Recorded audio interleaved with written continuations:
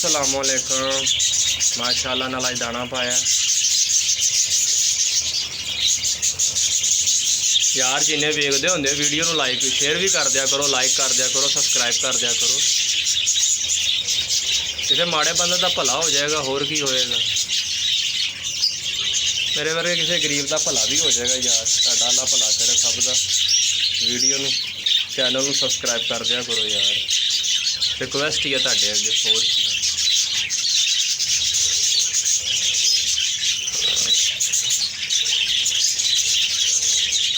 मेरे को तो कोई दिखाने भी कुछ नहीं है जी, ना पैसा ना तोते, बस अल्लाह ही अल्लाह है।